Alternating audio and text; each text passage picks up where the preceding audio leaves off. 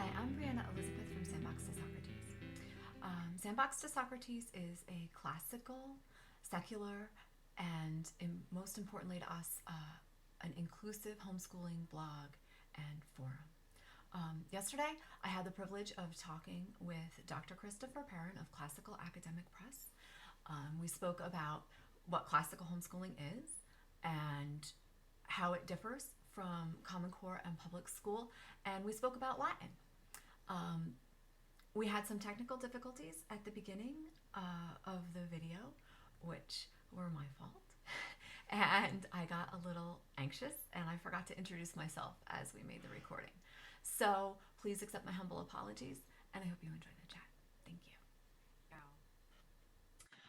Hello, I'm today with Dr. Perrin of Classical Academic Press, and has a varied and long biography, so I'm going to ask him to introduce himself because I didn't know what you wanted me to pick out.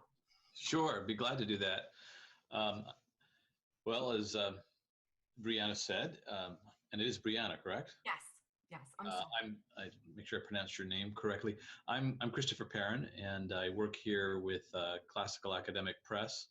I'm the publisher here. I'm also a consultant with classical schools and homeschools, and I work with the Society for Classical Learning. I'm the vice president with SCL that sponsors an annual conference for classical educators and an annual retreat for educators and administrators.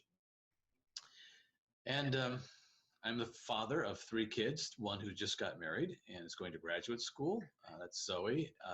And then another girl, Ellie, who is a sophomore now at college studying communications, and a senior who is about ready to finish his last year and go off to college. His name is Noah. Wow, that's wonderful. Congratulations. That's quite an accomplishment. Yeah. And all of Cap's work on top of it. Being a dad is probably the most absorbing, challenging, and rewarding. Yes, that's true. I bothered my husband in the middle of a meeting yesterday with a call about a child and a concussion, and I kind of felt bad for him that he had to juggle all of that at once. Yes. Okay, Sandbox to Socrates is a bunch of moms who got together, and we saw that so many mothers and parents were starting to homeschool and they had no idea where to start, and the whole idea was overwhelming. And I don't even know how many years between all of us we have together, but it's probably a lot. So we wanted to kind of be a been there, done that, you can do this too. If we can do this, you can definitely do this yourself. So we were wanted to know what a classical education, what is it, and why is it desirable for anyone who's just pulling their kid out and they don't really know all of the schools of thought on homeschooling. They're overwhelmed by all of it. Everyone has their own strong opinions. And why would they consider classical homeschooling, and what good would it bring for them? Those are the great questions to ask. There might be a couple others, but those are very important questions. And of course, they're not questions that really deserve or can merit a kind of formulaic answer, because you're asking about something broad and deep, like education first. And of course, you're talking about our children. So when you talk about 2 things that are very important to parents: education, which is a kind of lifelong process of becoming the fullest version of yourself as a human being, fully capacitated, delighting in truth, goodness, and beauty, say. Those are deep waters to consider. And so a formulaic answer just doesn't exist for something so deep. And nor is there a formulaic answer for, how you raise your sons and daughters. So these things questions like these, Brianna, touch the deep things about being a human being. What's more profound than becoming a parent? and raising your own children. So if education is about the way in which we raise up our sons and daughters, it deserves a good bit of thought. It certainly merits collaboration and community as well. Um, we really, the old phrase, it takes a village to raise a kid. It wasn't Hillary Clinton who came up with that when she quoted that, 5 or 6 years ago. It's kind of an ancient maxim that the way children are fully educated does take a community working together. Jacques Barzun, a famous historian from Columbia University, who died just a few years ago at age 102. He'd been writing about education since the 1940s. He said that schools can teach but not educate. And he was using education in that larger sense of the word, that education is not mere schooling. It's the unfolding and cultivation of a human being over time by a lot of different means, a lot of different sectors, the family, the community, a school perhaps, various other community organizations like the church. All of these together form a kind of 360-degree education that forms a human being. So Jacques Barzun, in his book Teacher in America, he said that civilization can't be taught in a short course. We're civilized, we're educated in this big sense of the word, across all these different facets of our society. So that's probably not too helpful in terms of like, well, what does that mean for me on Monday morning? But I think it sets the backdrop in terms of this is what we are dealing with. So what I would say to parents is be patient as you enter into the education of your own children and taking the primary responsibility of that in your home. You're swimming in some deep waters. These touch things that are really important, and you're not going to just get it in a few weeks or a few months, maybe not even in a few years. You'll keep growing into this. So I would just say be patient and put yourself on a 5-year plan. We Americans like to do things immediately. We like to franchise things. We like to get the manual and just start checking off the boxes and doing it and expect that things will work out well. But you cannot franchise the education of your son or your daughter. It's going to be a highly relational enterprise in which you as a parent who loves your kids will mediate in a lot of different ways engagement with the things that are true, good, and beautiful in order to cultivate your son or daughter to be the fullest, best version of himself or herself. That's kind of at the root of the classical tradition of education, insofar as it sees the aims of education as being a broad and deep thing that is seeking to cultivate a human being to be wise, virtuous, and eloquent. So, even when I recap those kinds of things, I always take a deep breath because that's what it is. And it can't be summed up in a little book or a short course.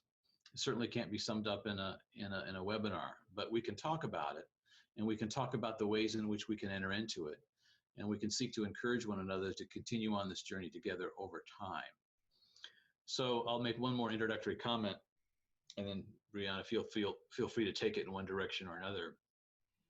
I think it's like learning a new culture.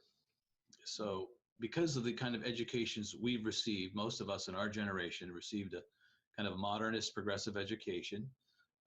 Maybe we haven't been fully aware of the various pedagogies and philosophy that has guided our own educations. But many of us have said, we want something different. And maybe we're not even sure what it is, but we yearn for something that is more profound, more meaningful. Our educations have been often fragmented and so forth. So it's like learning a culture, and it's like trying to receive a tradition or enter into a tradition that wasn't really given to us with integrity. In other words, we're trying to renew or recover a way of educating our children that we didn't receive. So how do you give away what you don't have? That's a kind of paradox. Well, thankfully, it's not, it's not that bifurcated. We have a sense of what this education is. It's been fragmented, but kind of like pearls scattered on a table, we're trying to put these pearls back on a string together and engage in a way of educating that's been around for centuries in terms of a basic approach and philosophy. That has worked really well, but it hasn't been given to us in our own education. So we're kind of groping as we try to put together the pieces, which is another way of saying be patient. As you enter into a tradition that's what we call classical, um, you're going to grow, you're going to stumble, it's going to feel, you're going to have various reactions. You're going to feel sometimes enthralled and excited, and then have a simultaneous response of regret and even anger that you didn't get some of this stuff that now you're recovering for your kids. And then one more comment that comes to mind. When we use the word classical, we only use the word classical because something new came along. Um, you know the story about Pepsi and Coke, how about 15 years ago or so, Coke, well, they found out that Pepsi was doing better in these taste tests. They do these blind tests, and more people would say they liked Pepsi better than liked Pepsi better than Coke, and so Coke got very nervous about this, and they decided they had to come out with a flavor that would compete with Pepsi, and they came out with a new Coke. And then all their customers rebelled and said, "What are you doing? We like the old Coke." And it turns out in the taste test, they only tested a taste. They didn't test people after they had drank a whole can. And it turns out that more people who drank a whole can of Coke would prefer it over Pepsi. Well, at any rate, they had to release again the old Coke, and you know what they called it? Classic Coke. Classic Coke. So the only reason they called it classic is because something new came along. And if you were to go back to, say, the late 1800s or about 1900 and ask what education was, it was just education. They just called it education. They might use the word traditional, but they didn't call it classical education. They just called it education because all education up to about that point was classical, meaning it was the liberal arts education. It was the 7 liberal arts and the great literature, great history, the great books. And when it was done well, it was always done in a very vibrant community with this kind of 360-degree approach. It wasn't relegated just to a schoolmaster. It was seen as something that happened in a lot of different ways. It was educatio, to use a Latin phrase, or to use the Greek phrase, it was paideia. Paideia meant the full enculturation of a Greek child to be fully functioning citizen in the Greek assembly. At any rate, I think when parents hear this, there's something in many parents that will start to kind of resonate with it and say, well, I know there's something deeper than what I've experienced. I like what I'm hearing, but I'm not sure what it is. So what does it look like in its what are the practical effects? What are the practical concrete aspects of an education like this? So I like to usually go from philosophy, which is talking about education in these kind of broad terms, to then moving to principles that are more specific, and then moving to practices that are the most concrete of all, which gets to what do you do on a Monday morning with your kids. But I don't think it's helpful to start just with practices and say, do this, do that, use this curriculum. I think it's best, or at least at the same time, to be having the conversation about what are you doing and why? What are the general aims of education? What is the purpose? Who is a student?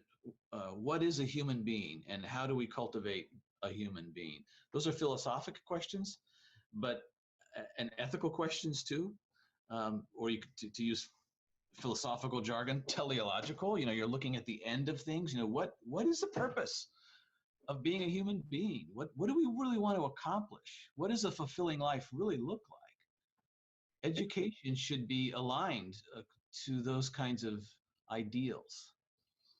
So maybe we could stop there if you want and say, well, that's enough of the philosophy, but the philosophy informs the practices as well. So I'll stop there. That was kind of long. No, what I was going to say was that the coming out of a public school, I mean, that was like 11 years ago for me. You know, I started with a 7th grader, and then the next year I started with a 4th grader. And you make that decision and you pull your children out of public school. And those are really hard questions because no one ever asked you those before. You didn't get them in your own education, and you're just getting catalogs and you're just starting to look, you know, so those are really base starting points. And those are hard questions for a parent that is just for the first time sitting down and considering all this, you know. It's overwhelming. It is overwhelming. What was the other thing? I should have written it down. A lot about in July, August, in the early part of August, we started seeing like, you know, 25 parents a day joining a Facebook group. I'm pulling my kids out. I'm pulling them out. You know, this is, and it's just mass. And when we started asking why, a lot of it was because of Common Core. Now, you kind of answered that already a little bit, what the difference was, but could you expound on that a little bit of, you know, what is the, you know, public school Common Core? And, you know, we have this gut reaction that we don't like this and we don't want it. And we have an idea that it's not going to be good. Mm-hmm. And maybe we've seen a little bit on the news or we've read some papers, and we've made the decision. So what is the difference between that and a classical education? Yeah, important questions. And that presenting question also has some layers beneath it.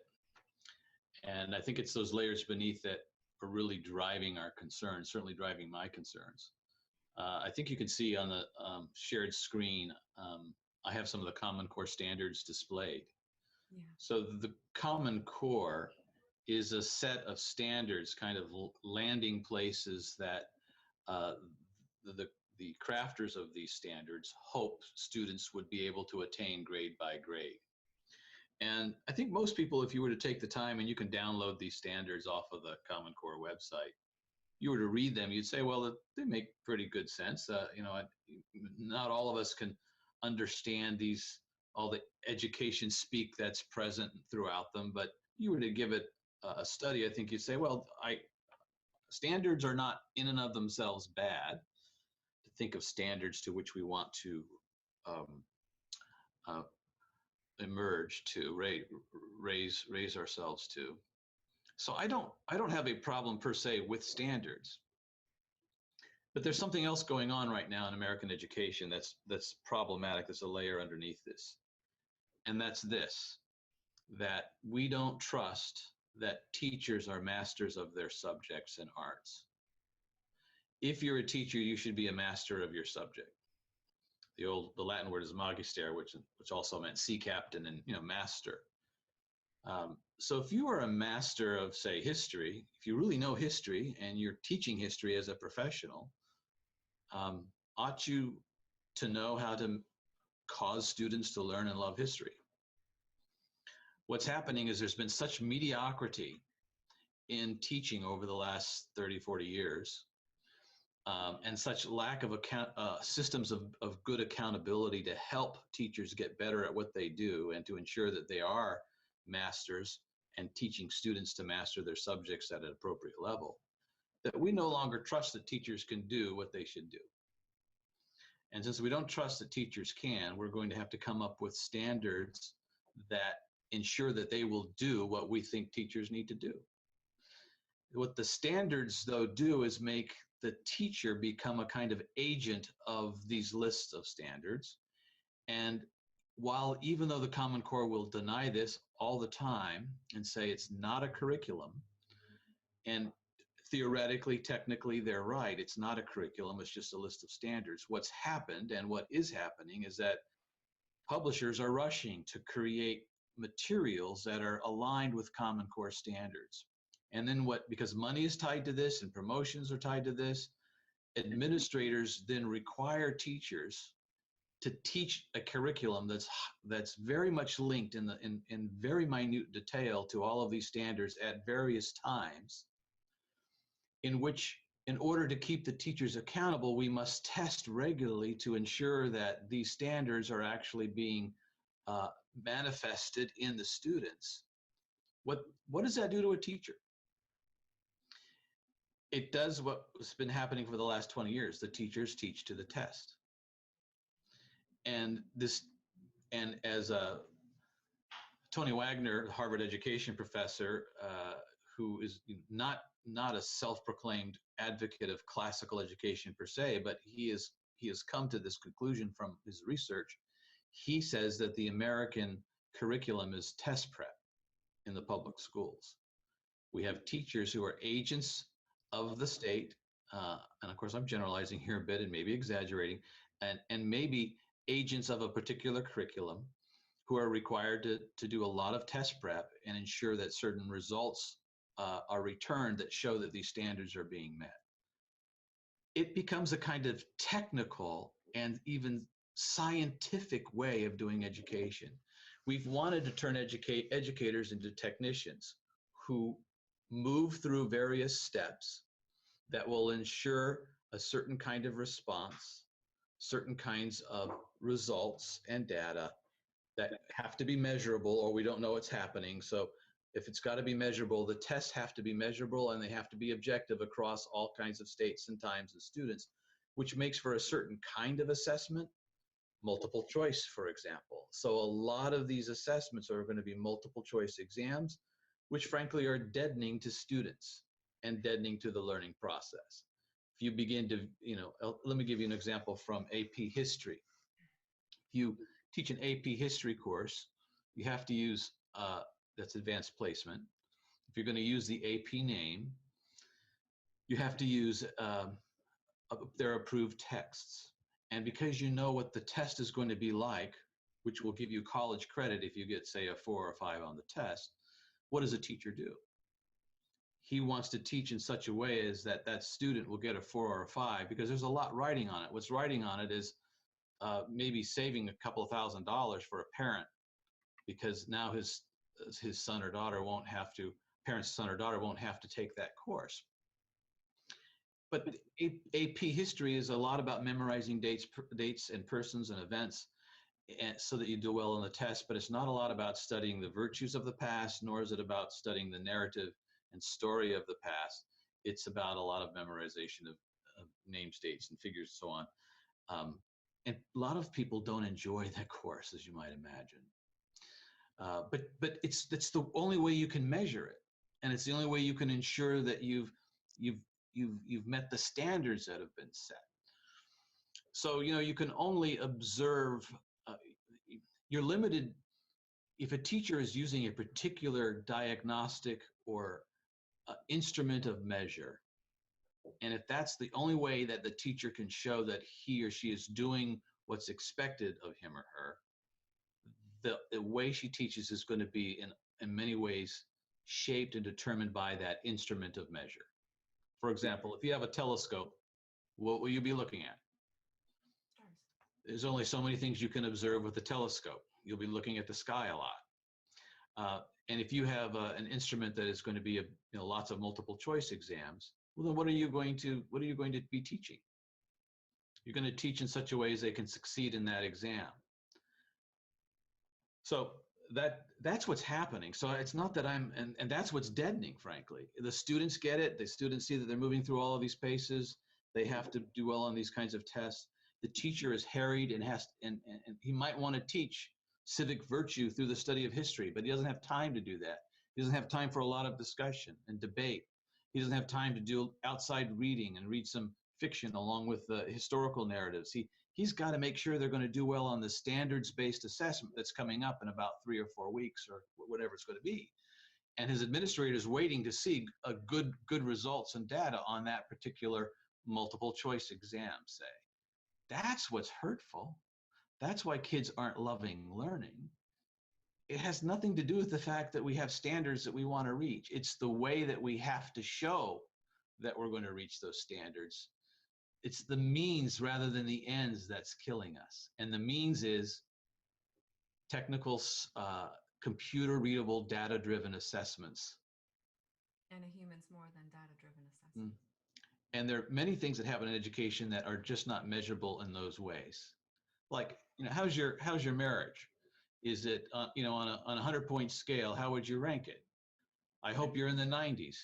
Well, what kind of assessment would you use to come out with a number to describe the quality of your marriage? Well, we could come up with an assessment. We could come up with a standards-based marital assessment that we would give to couples all across the country. And then we could compare the results. And we could come up with a tool to teach couples how to have a good marriage. A little course, if you will. We make them read things, make them take assessments and tests. It'd all be measurable by a computer. We could move the data around at the touch of a keypad. Wouldn't that be great? And we'd all know how our marriages are, and we could compare our marriages to the marriages in Japan, because the Japanese could take the same multiple choice exam. Yeah, would you like to go to a marriage retreat where you would be trained in all of this? Because we could do that. Well, by analogy, that's what's happening to our classes. We're trying, the only instrument we have that we're using to measure, or the dominant one anyway, are instruments that require a certain kind of pedagogy and have an impact on the teacher-student relationship. That's, in my view, negative, and has an impact on the community as a whole. That's why parents will come in to talk to the administrator and say, my son's getting a 79 in mathematics. What is it going to take for him to get an 85? And the parents aren't concerned about anything except it getting to an 85 or probably a 95. And they're just concerned that the assessments come out at a 95 so that they can move on to the next thing, the next thing, the next thing. Where does it all end? For parents, it's getting their kids into a good college usually. And then what? Well, it's getting a good job. And then what? Repeating the process. It's a devouring monster. It just is, it's a bottomless pit that can just never be filled once you put a person in line to be a statistic that has to meet a certain quota. Yeah. So, and what it does to students in that, and of course, there may be dozens of different ways that a mom and a dad, a parent, will begin to be kind of disenchanted with what they're experiencing in certain public schools. And it's fair to say, we should say that there's a great range of quality in public schools. There are some that are actually quite excellent. And that has a lot to do with local control as well. Some folks of schools, some folks are concerned about the Common Core because it's nationalizing these standards, and therefore a curriculum will follow to support these standards, which will in effect be a kind of nationalized curriculum. And local choice and the opportunity to do things a little bit differently seems to be threatened. I don't think that necessarily follows, but in the kind of bureaucratic mindset that most Americans and educators have fallen into, I think it will happen a lot anyway. That concerns me. So just to sum up, I don't really have trouble with lots of these standards. The question is, who gets to decide when it's appropriate for these standards to be met? Common Core wants to nationalize that and say that every fifth grader across the country should have this information and these set of skills at this time. And I think that's not necessarily wise. I think it's wise to be thinking about standards, but I don't know that a one-size-fits-all solution is really the way to go. I would prefer variety, just like we have in our colleges.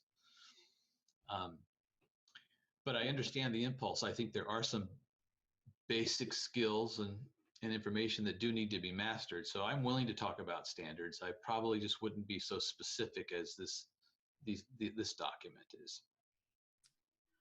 I also would say this, the classical approach in most classical schools and homeschools that I've looked at, they surpass these standards. So there's not a question really of whether you're going to be able to do these things. But here's one more thing, Brianna. The more you focus on looking at all these standards and you break them down into hundreds of different components, what does that do? It's like let's take a marriage again for an example. A marriage relationship has dozens and dozens of different facets. But if you try to focus on them all in some kind of a specific and technical way on a weekly or monthly basis, going through a checklist, it makes you into kind of a robot. It's something inhuman about it to be so focused on all of the specifics at this level. So I would be careful about. It's like Chesterton says this somewhere. I'm sorry, I'm going off on this a little bit. Just interrupt me. No, it's wonderful. Okay, Chesterton says this. He says, it's a weak organism that's always thinking about its function. A healthy organism is just doing stuff. And I know you could go into extremes here, but he uses the example of kicking a thief down a set of stairs. He says, if you're thinking, now I'm lifting my right leg, which is in excellent condition, and now I'm extending my right calf and pointing my foot towards his abdomen, and as I do so, I breathe deeply. What happens? A healthy organism just, in a flash, the thief is down the stairs. So I think it's actually, and I know this could be mistaken, but I think it's a sign of weakness if an educator has to focus with minute detail about everything that needs to be done in order to educate a child. If you take your child to a violinist or a piano teacher who's really skilled, it's more of an apprentice relationship where the master, in some artistic ways, I think education is more of an art than a science, more than it is a technical subject. We have taken education and tried to turn it into a technical endeavor, like computer programming. And it's more of an art than a lot of combined techniques. So we have educational technicians following carefully scripted lesson plans keyed to standards and assessments. And the classical tradition says that's not what a teacher does. So it just kind of flies in the face of that technical mindset. And so that's kind of the layer beneath the Common Core that concerns me. It's not the standards per such. It's all of the technical driven pedagogy that's behind it. Where does that leave the homeschool parent, though? Because they're not a master. They may have a poor education themselves. They're going to be educating themselves along with their child. And it is an art. So where do they fall into that spectrum? I've just put up another PDF. It really gets at this question of, who is a student? Because if you believe a student is kind of just an animal to be conditioned or a machine to be tuned and programmed, well, then you can be an educational technician and feel good about it, because that's what you believe it is. But if you believe human beings are something deeper than that they're enfleshed souls, and that they actually don't learn best by a highly technicized process, well, then by being a homeschooling parent, say being a homeschooling mom, you're realizing that there is something about education that is highly relational, that when a student has been fully trained, he will become like his teacher. And so there's a kind of mentorship, apprenticeship model that becomes more dominant, that in many different ways that are more artistic and sometimes intuitive, a child is going to become like the teacher. Now that can be scary, because we want to be growing ourselves, because our students are going to become like us. But they're going to pick up habits that education, and this gets to this idea of virtue education as a key component of the classical tradition. The education in a significant way is about attaining habits of learning, dispositions of learning that we might call educational virtues. And that so we're dealing with a moral character here, a character of a person. When a person begins to delight and love truth, goodness, and beauty, when your son or daughter at age 8 or 11 starts to delight with a love of story or history or art or music, because you're modeling it. And this is another key component in the classical tradition, is imitatio or mimesis, just modeling, that you become like the teacher. You know, her dispositions, her loves, her delights start becoming the delights of the student. Well, what happens when you have a student who delights in these things? Well, you have a student who's now teaching himself. You have a little girl who will go to bed at night and get under the blanket with her flashlight and disobey her parents and exceed her bedtime, because she will read the next Chronicle of Narnia or whatever it is, because she loves the story. And that didn't happen because of a lot of multiple choice exams. It happened because of a teacher who could exude, in a lot of ways that are not measurable, love for story, a love for fiction. So the parent learning ahead of the child and the parent learning alongside the child is not a detraction. It's actually a good example. It absolutely is. It presupposes a different philosophy of education, which is imitation and modeling virtues, the love of the things that are lovely, that are caught as well as they're taught, that become embraced by the child, who then becomes her own student. See, in our current public education system, we almost have to condition kids with promises of reward or threats of punishment, you know, the carrot and the stick, in order to get them to go through the steps, because they're not enjoying it. They're not often. I mean, I know there are exceptions and I'm generalizing, but if there isn't a lot of delight and in love and enthusiasm for literature and mathematics, well, then you have a resistant human being, and you have to kind of make them go through the steps. And so what they'll do is engage in a process, that technical process, where they will learn and memorize for the short term, spit it out on the test, and then forget it. So what has to happen for a student to really become a student is to love these things. And that's one reason, I think, even if we don't use that vocabulary to describe it, one reason why a lot of parents have pulled their kids out of various schools is because they notice their children withering. Yeah. And they're saying, I don't know a lot about educational philosophy and pedagogy, but I do know that Susan used to love to read, and now she says she doesn't want to anymore. She used to love the idea of mathematics and numbers and motion and extension and shapes and things, and now she doesn't. Yeah. And she's feeling dreading going to school, whatever. So those kinds of things tend to pull on the heartstrings of a parent, and we say, well, I don't want that for my child. Whatever else is happening, this is not good. And then you start hearing things about homeschooling kids who are actually well adjusted, and contrary to some stereotypes, they relate very well with their peers. They can even talk to adults. They're socialized? Yeah. And they actually are loving the things that they're studying.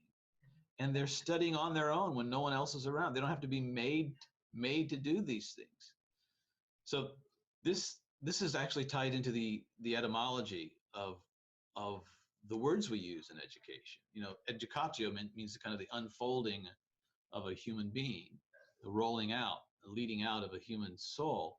Well, a student comes from studium, which means zeal or eagerness, or the verb studere, which means to be zealous for something.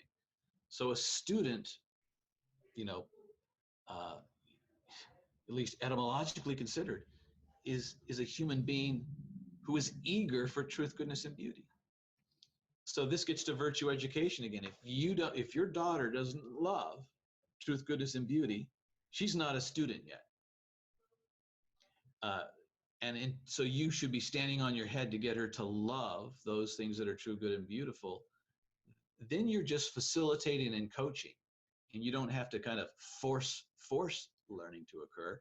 You actually just facilitate it, capacitate it, encourage it, model it, and they're learning even when you're not around. Mm-hmm. And so this gets to the principle of festina lente in one of the pedagogical maxims from the classical tradition, which means make haste slowly, master each step, and also multum non multum. Because they're going to be pulling their kids out.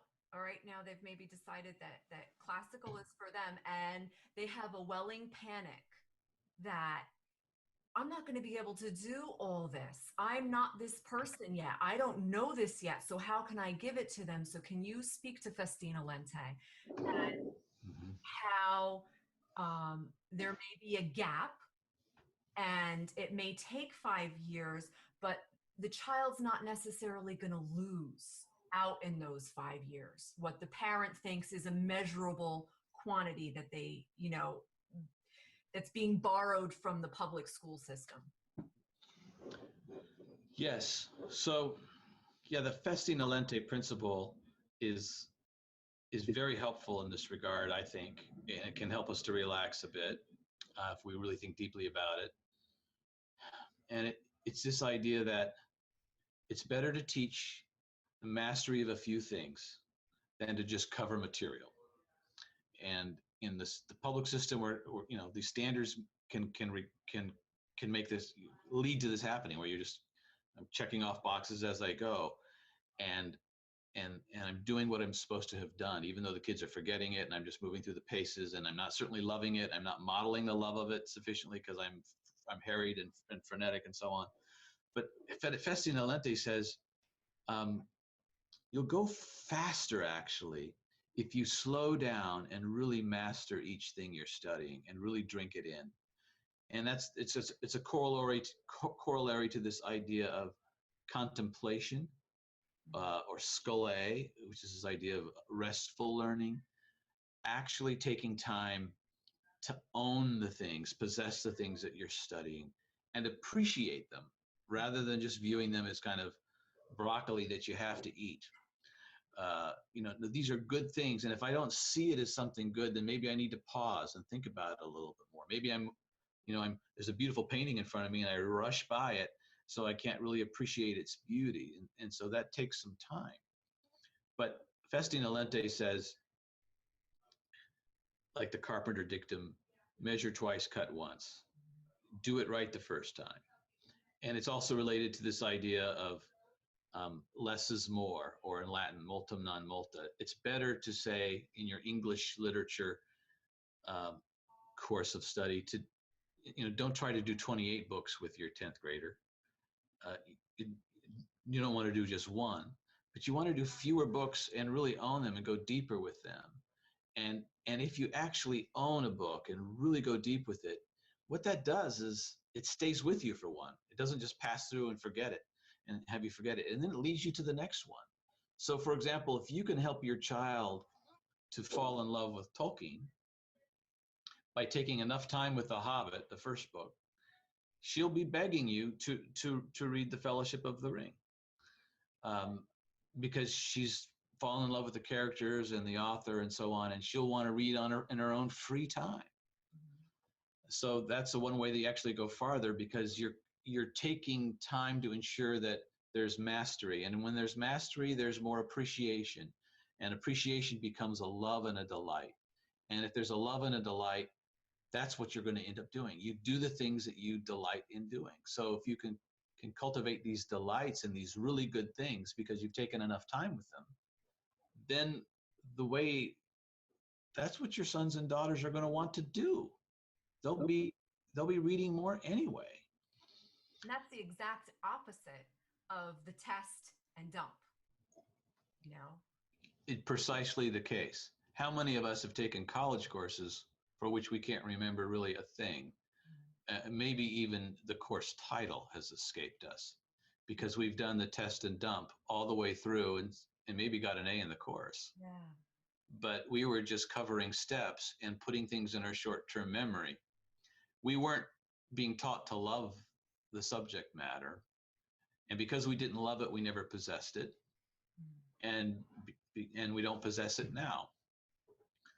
So why, this is just a fact, Brianna. I know you know this, but using the didactic mode of teaching in front of a whiteboard, we know, educators know that kids will forget that kind of presentation, most of it within a couple of weeks. So unless the students are engaged in other ways besides just hearing a lecture and writing and taking down notes, it's not going to stick. So why do we spend so much of our time doing that? Well, it will stick in the short term. And it's measurable.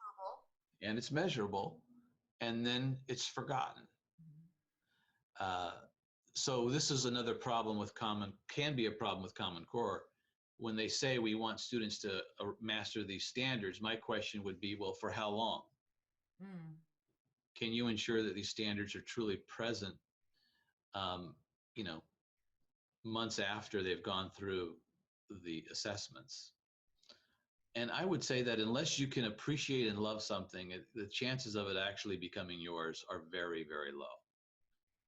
If you can't see its utility and also its beauty, the chances are it's not going to stay. So that just means that's good news for the homeschooling parent, because if you can begin to say appreciate and love music in some fresh ways yourself,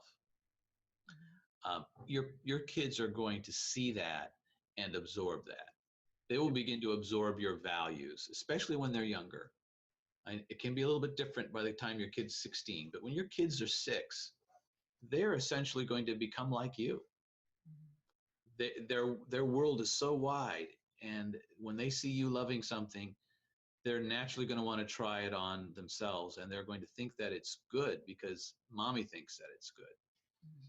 They don't have to even consciously go through that process. That's just the way they are.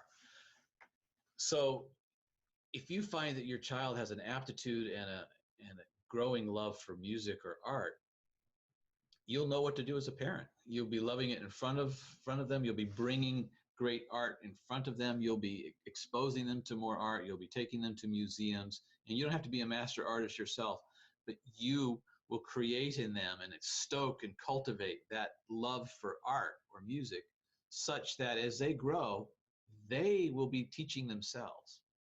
And you become somewhat of a facilitator and a coach. And this is what happens often with homeschooling parents. They might not be a master pianist, but if they have a daughter who really loves music, they can cultivate that love, keep it going, find someone who can train them when they can no longer train them, and keep them going on that path to greater mastery and love. So we need master teachers in public schools too, the very beginning of what you were saying, because they do carry that love and they can give that love of their subject in a more full way. So, the parent, with their innate love of their children and the things that they love, pass it on too. It's not, an either or situation. Yeah. Another, I'm looking at the screen and I see what's behind you is a lot of books. Right? I'm in my library. Yeah. So this is another thing that's really great about being a homeschooling family. There are 2 things that predict success for students. They're not necessarily causes, but they're correlated with academic success, and that's books in the house.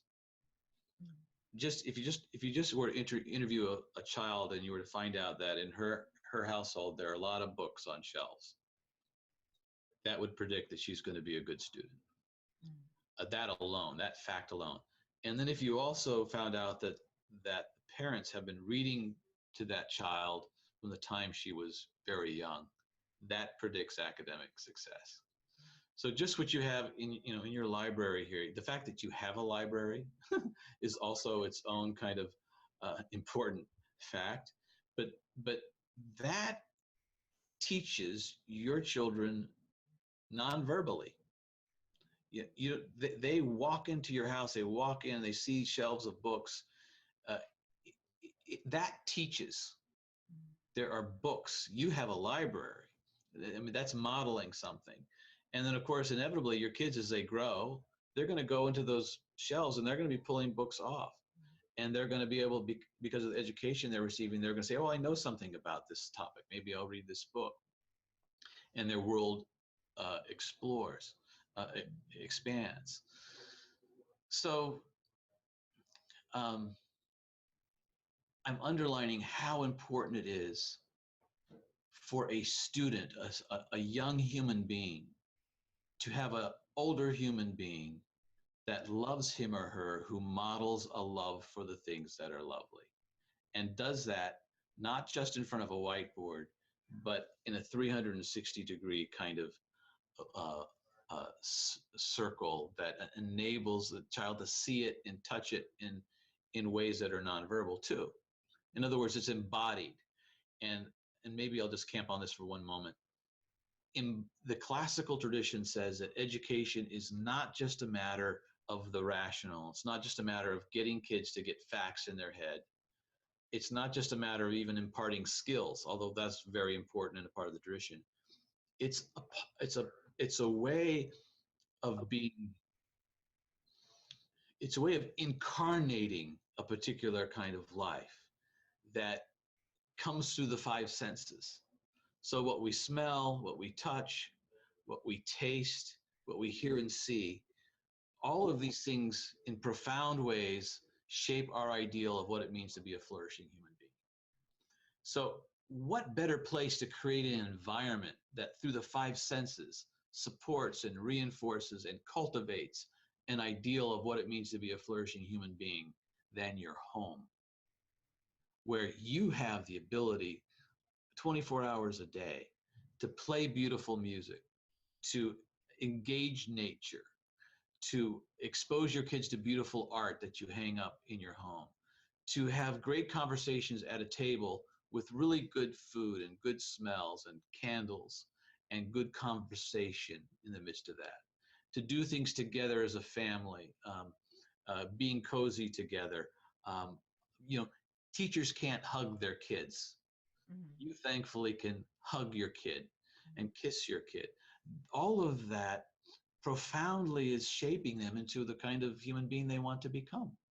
And you can do that in your home. It's very, very powerful, much more powerful than the sterile conditions of your typical school classroom. So by being at home, you are doing that Festivalente thing. All of those things add up together, creating when you're wedding truth with beauty, so that you're making your home and you're making the subjects they teach connected to an aesthetic and ethical component. You're making it beautiful. You're making it a way of life. That is absorbed, and you might think that you're going slowly by doing that, but that is having a tremendous impact on the lives of these kids. So we're seeing it happen. I mean, thankfully, there's been enough homeschooling going on now for a long enough period. Yeah. Another question. A lot of times, the classical education model has a lot of Latin in it, and you have a Latin curriculum, but there are other ones out there, and a parent is coming in and they not only are unsure whether they want to teach their child Latin, but it seems preposterous to them because they don't even know how they're going to teach English. Right. You saw a difference from all the other curriculum that were out there, and you decided that you were going to make your own. What was the difference? What's the difference between Latin Alive and CAPS Latin and all the other programs out there? Because a lot of times when homeschooling parents are making decisions about curriculum, it's not so much that we need to know how things are the same, but we need to know how things are different so we can use them appropriately and judge appropriately whether they're going to be good fits for our family and our children. Yeah. So now you're talking appropriately about kind of some practical matters. What do I do on Monday, how, how do I be, what does it look like to be a classical homeschool educator? Well, you have to use resources. Of course, ideally, we would want to be masters of all of these subjects ourselves, but we're not. We're the generation that's trying to rebuild the bridge and give something to our kids that we weren't given fully anyway. So we do need some helps and supports, and published materials or curricula, is certainly one of those kinds of supports. What you're doing with Sandbox to Socrates is another kind of support. That's helpful. This webinar, we're trying to provide practical helps to folks. So all of that's very good. But I would say this before I talk about the specifics of curricula. I'd say that the primary meaning of curriculum is a course that you take, a course that you run. In Latin, it meant a race course. So what in the classical curriculum, you want to teach Latin. And I'm very excited about teaching Latin because I think it's the DNA of the West. It's the basis of all of the professions and the way that we just think as people who evolved from the West. It's all based in Latin. So when you're studying Latin, you're doing preliminary or advanced study in a bunch of subjects and professions at the same time. So I see Latin as kind of a golden key that eventually is going to help your child open one door or another. And it might be one of 20 different doors. It might be a door that says law school or med school or artist or scientist or writer, or it might say job in Europe, learn Italian. And you're going to find, boy, having studied Latin, physical therapy, it's going to help me to do that better and faster and with a little bit of enjoyment, at least more delight than I would otherwise experience.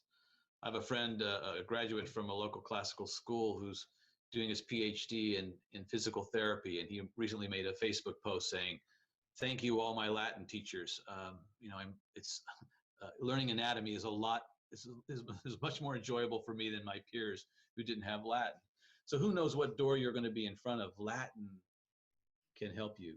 So I'm more excited about Latin than I am Latin for children, even though we've produced a published resource that you can also legitimately call a curriculum.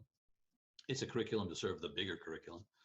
I would much rather know that a family is studying Latin and loving Latin than that they are using a particular resource, even the one that our company publishes. But it's still a practical concern because you're going to part with some of your money and you want to decide, well, which one should I buy? And I would just say, if you're thinking about buying a Latin curriculum, great for you. You're going to study Latin.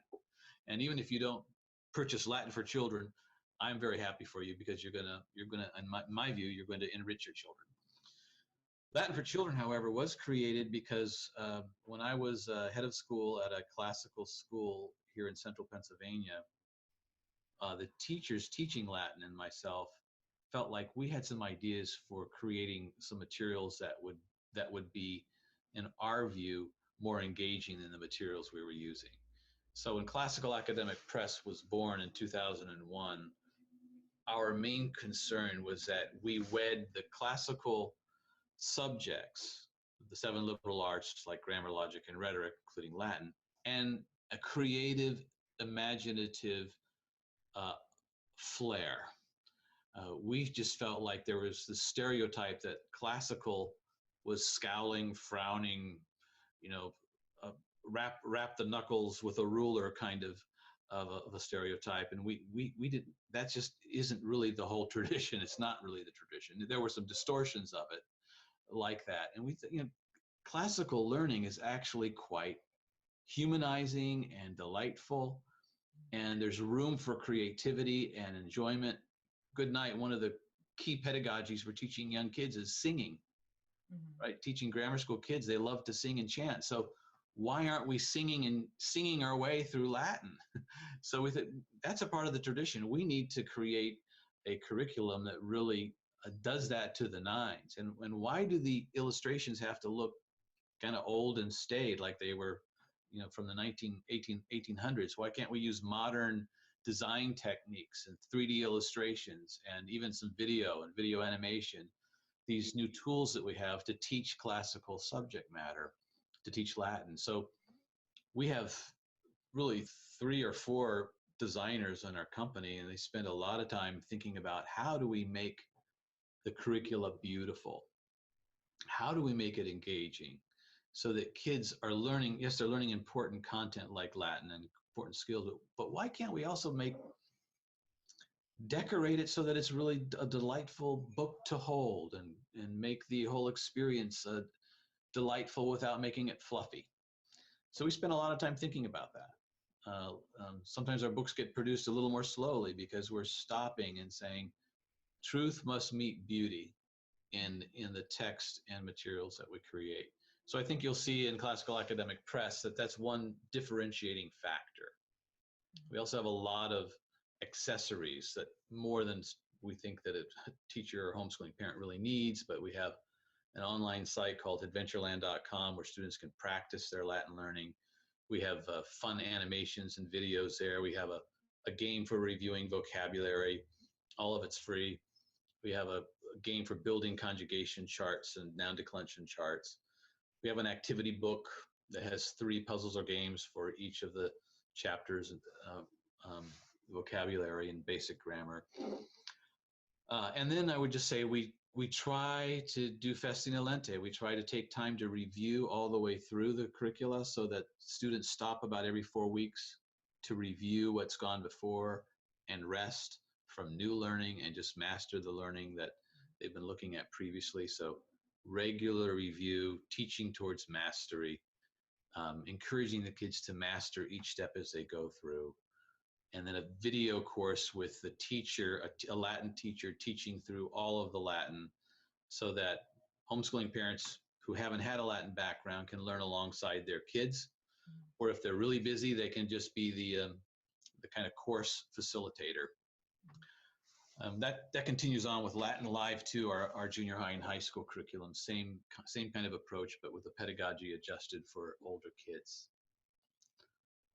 So I'll stop being the salesman, but that's No, that's it's actually, I have a lot of people who say, well, there's just so many out there. Why can't there just be one, or two, or just, well, for every mother that's homeschooling, for every father that's homeschooling, and every different child, there is a different need for the way they teach and the child learns. So we need all these different ways, because what is going to work beautifully for one is going to be tossed out the door for the other.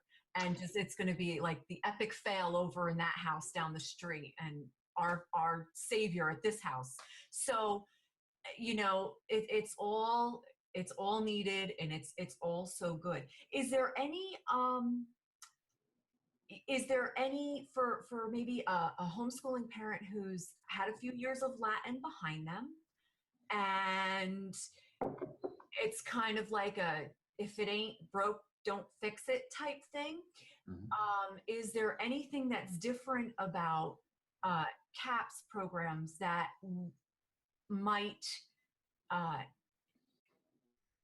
make learning a little bit more easy, maybe something that they hadn't considered because they weren't made aware of, of a way of teaching Latin that was different? Do you have anything like that? Yeah, I think it's a good question because most of us who've had Latin in our background had it in high school or college. And to be thinking about teaching Latin to, say, an upper elementary aged student can require some imagination, because we might not be sure how to do that. And so we don't want to teach Latin to a 4th grader the same way we learned it as a freshman in college. So what we've done at CAP is we've very carefully thought through, based on our own experience working with kids, how should Latin be taught at an age appropriate level, say to 1st, 2nd, 3rd, 4th graders all the way up. We also have a curriculum called Song School Latin designed for, say, 1st, 2nd, and 3rd grade. And it's heavily song based, and it's not teaching a lot of grammar, teaching mainly vocabulary and some conversational Latin. And it's designed to impart a taste and a love for the language that will propel them through their grammatical studies later on. So we spent a lot of time thinking about that, thinking about pedagogy in particular. And as a company now that's about, how old are we? 13 years old. We've been revising our curricula every couple of years based on feedback from the marketplace. So as parents say, well, I'm having trouble here, I'm having trouble there, we've made some adjustments.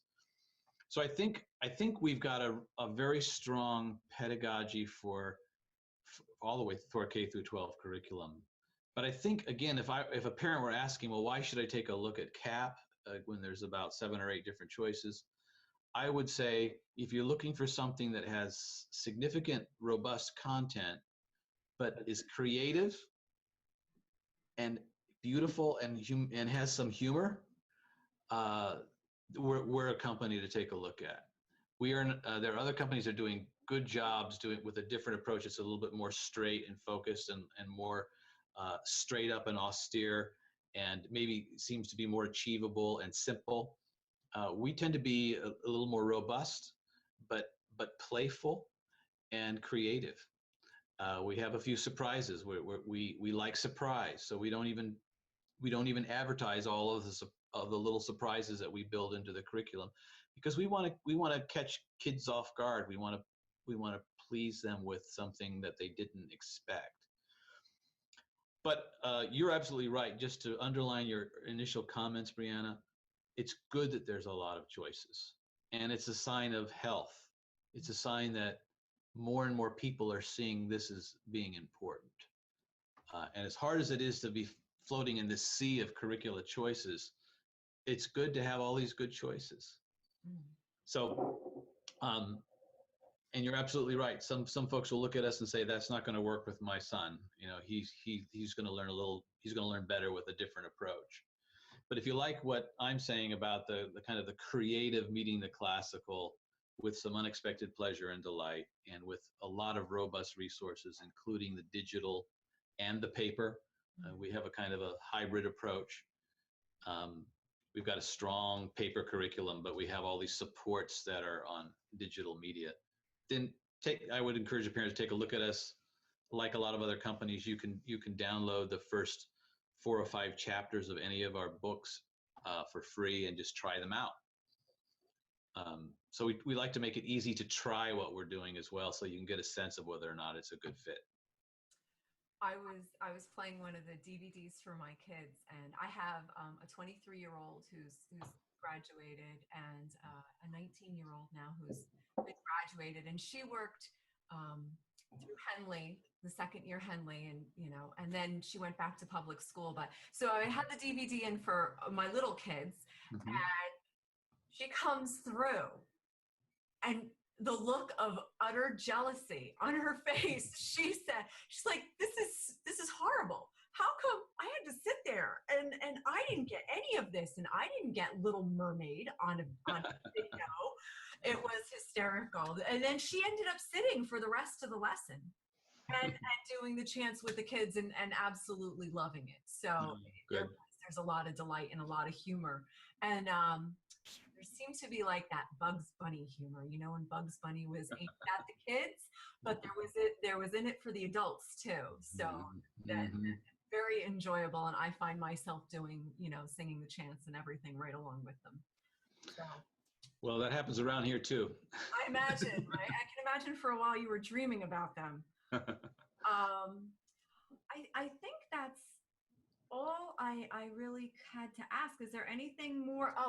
Your book, An Introduction to Classical Education, a guide for parents, parents who are just coming out. Maybe they're watching this and they're saying, well, this really sounds like something I might want to do. Where do I get a little bit more? Right. I just put that up on the screen for you as well. That is available both free as a PDF, a downloadable PDF. We're glad to give it away. It's about a 45-page small little book designed for parents new to classical education, wanting to get a sense of what it is. At the Classical Academic Press website, you can go, maybe I can even open that. Let's see how that will work.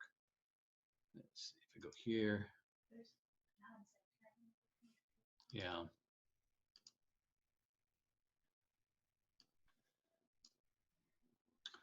Okay, so we go here, and then we go to educational resources.